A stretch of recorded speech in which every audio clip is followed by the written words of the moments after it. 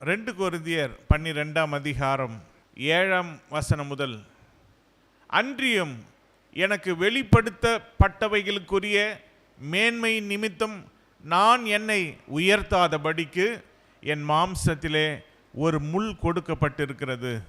என்னை நான் உயர்த்தாதபடிக்கு அது என்னை குட்டும் சாத்தானுடைய தூதனாய் இருக்கிறது. அது என்னை விட்டு நீங்கும்படிக்கு நான் 3 தரம் கர்த்தரிடத்தில் வேண்டிக் கொண்டேன். அதற்கு அவர், என் கிருபை உனக்கு போதும், பலவீனத்திலே என் பலம் பூரணமாய் விளங்கும் என்றார். ஆகையால் கிறிஸ்துவின் வல்லமை என்மேல் தங்கும்படி என் பலவீனங்களை குறித்து நான் மிகவும் சந்தோஷமாய் மேன்மை பாராட்டுவேன். அல்லேலூயா.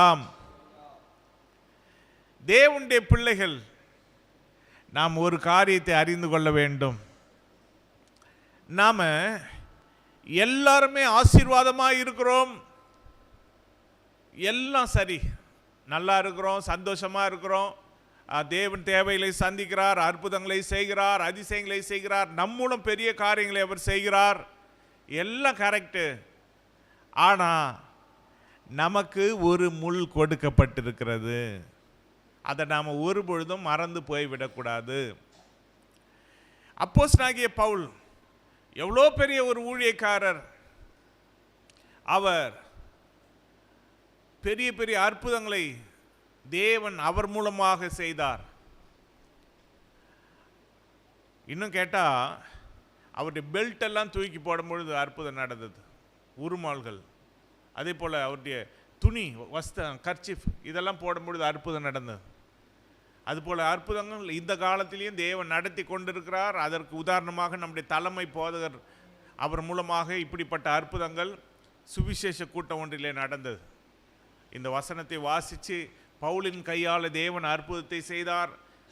பவுலுடைய கச்சை உருமாலெலாம் போட்டபொழுது அற்புதம் நடந்தது. அதே அற்புதத்தை இன்றைக்கும் தேவனால் செய்ய முடியும் அப்படின்னு சொல்லி அந்த வசனத்தை வாசித்து கர்ச்சிஃபை தூக்கி போடும் பொழுது, அந்த பெல்ட்டெல்லாம் தூக்கி போடும் பொழுது, ஒரு 100 கணக்கான பிசாசு பிடித்த ஜனங்கள் அப்படியே அங்கும் அந்த கிரவுண்டில் ஆடி, பலர் கண்ணு தெரியாதவங்களுக்கு கண்ணு தெரிஞ்சிச்சு, அநேகர் சுகத்தை பெற்றுக்கொண்டாங்க. இப்போ இந்த அப்போஸ்தலனாகிய பவுல் எவ்வளோ பெரிய ஆளாக இருந்தாலும், இவ்வளோ பெரிய அற்புதம்லாம் நடந்திருந்தாலும், அவருக்கு ஒரு முள் கொடுக்கப்பட்டிருந்தது. எதற்காக இந்த முள்? அவர் என்ன செய்யக்கூடாதான், என்னை நான்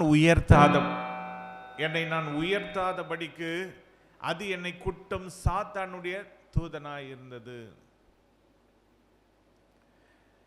அதாவது அவர் சொல்லுகிறார், அன்றியும் எனக்கு வெளிப்படுத்தப்பட்டவைகளுக்குரிய மேன்மை நிமித்தம் நான் என்னை உயர்த்தாதபடிக்கு. நம்மளை அப்படியே ஆண்டவர் விட்டுட்டார்னா நம்மளை நாமளே மேன்மைப்படுத்திட்டு இருப்போம். நான் எவ்வளோ பெரிய ஆள் தெரியுமா, என்னை கொண்டு ஆண்டவர் என்ன செஞ்சார் தெரியுமா, அப்படி இப்படின்னு சொல்லி நம்மளை குறித்து மேன்மை பாராட்டாதபடிக்கு, நம்மை உயர்த்தாதபடிக்கு. அப்படின்னா என்ன? நம்மளை உயர்த்தக்கூடாதுன்னா உயர்த்த வேண்டியவர் ஒருவர் இருக்கிறார். அவர் தான் நம்முடைய ஆண்டவரும் ரட்சகருமாகி இயேசு கிறிஸ்து. அவர் தான் உயர்த்தப்பட வேண்டும். வனாந்தரத்தில் இஸ்ரவேல் மக்கள் கொள்ளிவாய் சர்ப்பங்களினாலே கடிக்கப்பட்ட பொழுது அவர்களை காப்பாற்றுவதற்காக மோசே அதே உருவத்தில் ஒரு கொள்ளிவாய் சர்ப்பத்தை செய்து அதை தூக்கி பிடிச்சு காமிச்சார். அப்போ மோசே சொல்லிட்டார், இதை யார் பார்க்குறீங்களோ அவங்கெல்லாம் பிழைத்துக் கொள்வீங்க, ஏன்னா தேவன் சொன்ன வார்த்தை.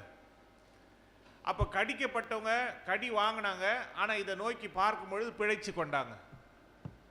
நான் பார்க்க மாட்டேன் அப்படின்னு இருந்தால் அவங்க செத்து போயிடுவாங்க.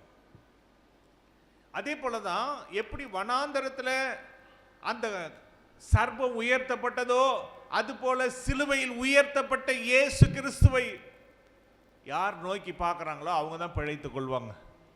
நான் இயேசு கிட்ட வரமாட்டேன், இயேசுடைய சபைக்கு வரமாட்டேன், இயேசு எனக்கு தேவையில்லை, இயேசுவை நான் ஏற்றுக்கொள்ள மாட்டேன், இயேசுவை நான் பார்க்க மாட்டேன், இயேசுக்கிட்ட நான் ஜெபம் பண்ண மாட்டேன், பாவ மன்னிப்பு கேட்க மாட்டேன், நான் மனம் திரும்ப மாட்டேன், நான் ஞானஸ்தானம் எடுக்க மாட்டேன் அப்படின்னு சொல்கிற யாராக இருந்தாலும் பரலோகம் போக முடியாது. அவங்களுடைய வாழ்க்கை அழிந்து போயிடும். அவங்க மரணத்துக்கு பிறகு நித்திய அக்கினியிலே போய் பங்கடைவாங்க, நரகத்துக்கு தான் போவாங்க. ஆனால் உயர்த்தப்பட்ட இயேசுவை யார் பார்க்குறாங்களோ அவங்க எல்லாரும், இயேசு சொல்கிறபடி வாழறவங்க எல்லாரும் பரலோகத்துக்கு செல்வாங்க. அப்போ நம்முடைய வாழ்க்கையில் நாம் உயர்த்த வேண்டிய நபர் இயேசு மட்டும்தான். ஹல்லேலூயா. எல்லா சூழ்நிலையும் இயேசுவை நாம் என்ன செய்யணும்? உயர்த்தணும். இவர் தன்னை உயர்த்தாதபடிக்கு, அப்போஸ்தலனாகிய பவுல் தன்னை உயர்த்தாதபடிக்கு ஒரு முள் கொடுக்கப்பட்டு இருந்ததா. சிலர் என்ன சொல்றாங்கன்னா, அவர் கழுத்து நிற்காது, கழுத்து ஆடிக்கிட்டே இருக்கும். சிலரை நீங்கள் பார்த்துருப்பீங்க, சிலருக்கு கழுத்து ஆடிக்கிட்டே இருக்கும், கொஞ்சம் வயசானவங்களுக்கு. அதுபோல் ஒரு நோய் இருந்தது. அதனால தான் நீங்கள் உங்கள் கழுத்தை கூட எனக்கு கொடுத்தீங்க அப்படின்னு ஒரு இடத்துல சொல்லப்பட்டிருக்கு. இன்னொரு இடத்துல அவர் ஆண்டவர் இயேசுவை முதல் தரிசித்த பொழுது அவருடைய கண்ணே குருடாயிருச்சு. கண்ணு குருடாகி கண்ணு தெரியாமல் 3 நாள் இருந்தார் பவுல், சவுலா இருக்கும் பொழுது. அப்போது அங்கே ஒரு ஊழியக்காரர்கிட்ட போகிறார். அந்த ஊழியக்காரர் இந்த சவுல் வரான் அப்படின்னு கேள்விப்பட்ட உடனே, அதுவும் ஆண்டவர் இயேசு நேரடியாக சொல்கிறார், இவன் வரான் அனனியா என்ற ஊழியக்காரர்கிட்ட. அவர் சொல்கிறார், ஆண்டவர் அவன் மோசமானவன், அவன் எவ்வளோ பேரை கொன்னான், அப்படி எல்லாரும் பிடிச்சிட்டு போய் சிறைச்சாலையில் வைக்கிறான், கொடுமைப்படுத்துகிறான், அப்படி இப்படி இல்லை, அவன் என் நாமத்தின் நிமித்தம் அவன் பல பாடுகள் படுவான், அவனுக்கு நீ போய் ஜெபம் பண்ணுன்னு சொல்லி அவன் வந்த உடனே அவன் தலையில் கையை வச்சு ஜெபம் பண்ண உடனே கண்ணில் இருந்து செதில் மாதிரி கீழே விழுந்து அதுக்கப்புறம் தான் கண்ணு தெரிஞ்சிச்சு. அப்போ பாருங்க, இப்படி மனம் திரும்பி ரட்சிக்கப்பட்டு ஞானஸ்தானம் எடுத்து அபிஷேகம் பெற்று தேவனுடைய பாதத்தில் காத்திருந்து வல்லமையாய் ஊழியம் செய்கிற ஒரு மனுஷன் இந்த அப்போஸ்தலனாகிய பவுல். அவர் தன்னை உயர்த்தாதபடிக்கு ஒரு முள் கொடுக்கப்பட்டது. அப்போ அந்த சிலர் சொல்றாங்க அவர் கண்ணில் தண்ணி வடிச்சுக்கிட்டே இருக்கும், அப்போ அது ஒரு முள்ளா இருக்கலாம், இல்லை கழுத்து ஆடுற அந்த ஒரு இது முள்ளா இருக்கலாம். இது வேத ஆராய்ச்சியாளர்கள் சொல்லக்கூடிய கருத்து. எது எப்படி இருந்தாலும் அவருக்கு ஏதோ ஒரு முள், அது சாத்தானுடைய தூதனை போல, அது அவர் தன்னை உயர்த்தாதபடிக்கு குட்டிக்கிட்டே இருக்கும். இப்போ நீங்க அப்படி அப்படி அப்படி தலையை தூக்குறீங்கன்னா டக்குன்னு தலை இடிச்சுக்குது. அது போல ஏதோ ஒன்று அவர் தன்னை உயர்த்தவே முடியாது.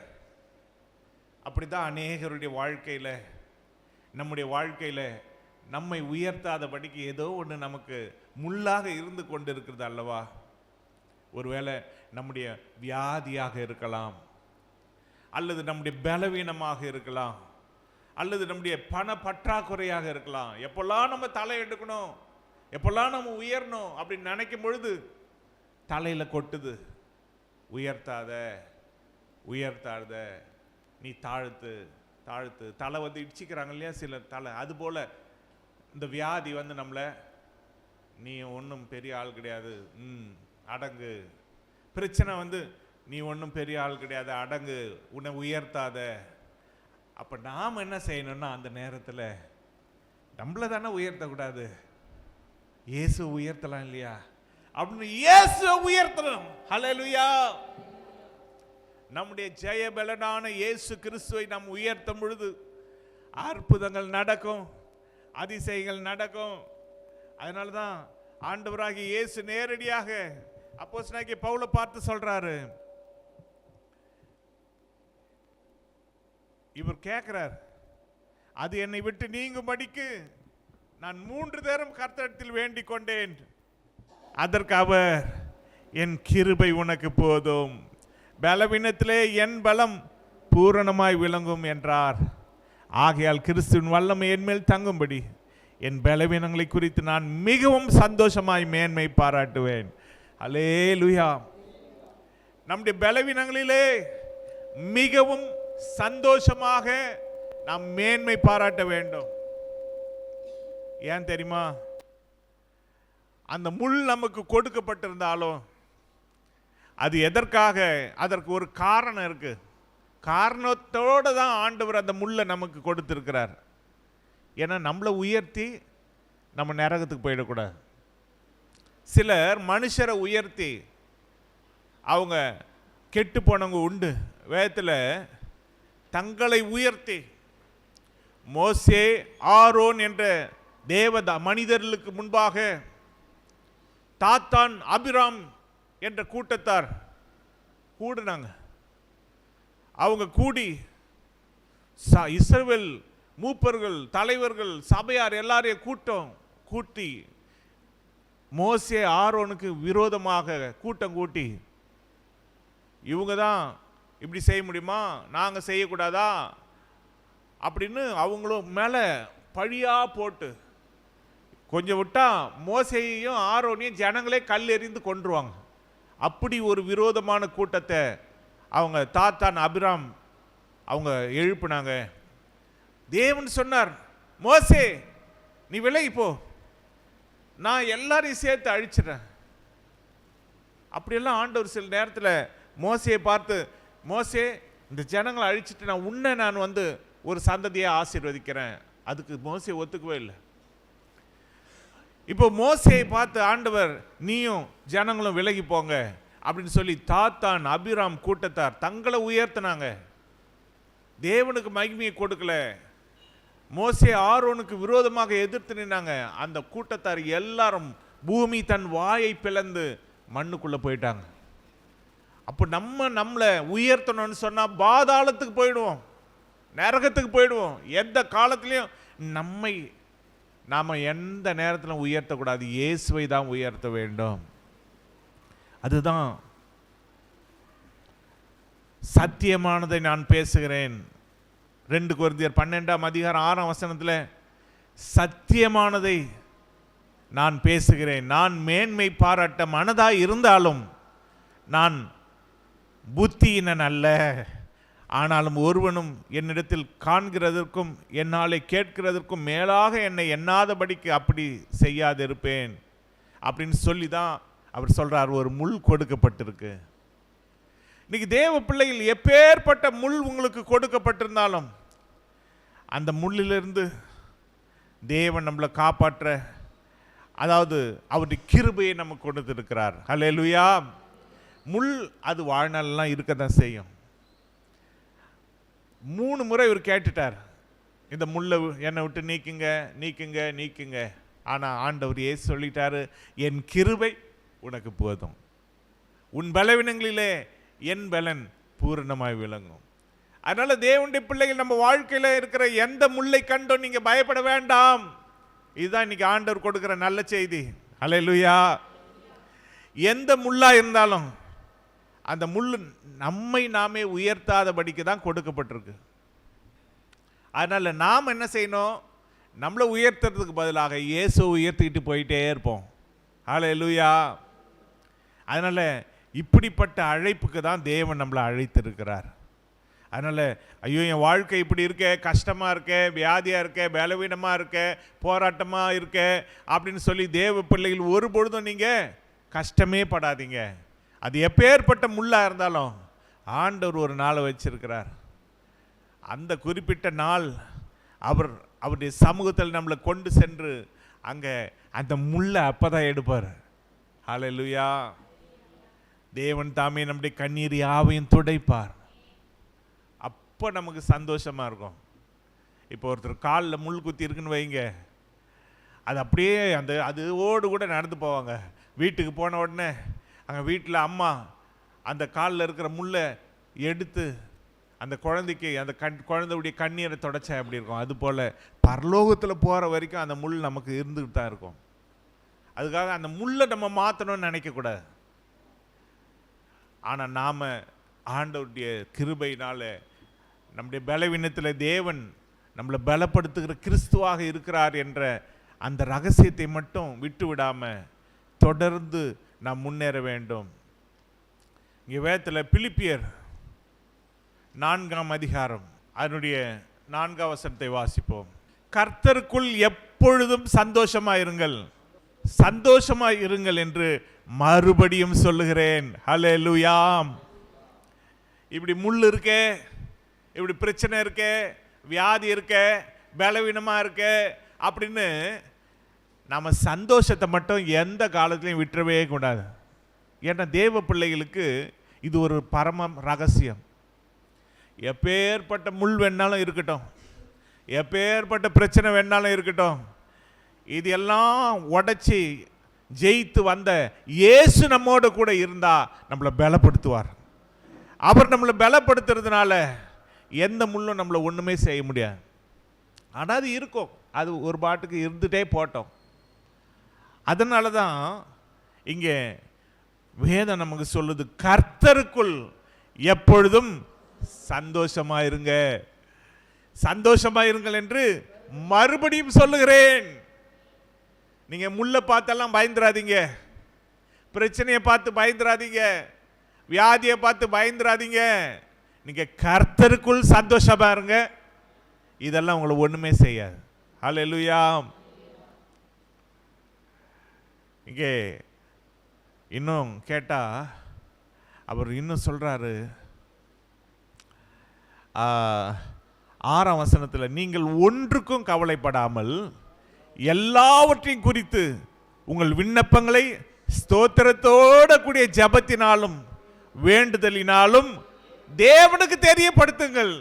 அப்பொழுது எல்லா புத்திக்கும் மேலான தேவ சமாதானம் உங்கள் இருதயங்களையும் உங்கள் சிந்தனைகளையும் கிறிஸ்து இயேசுக்குள்ளாக காத்துக்கொள்ளும். இதுக்கு மேல வாக்குத்தத்தம் வேற வேணுமா நமக்கு?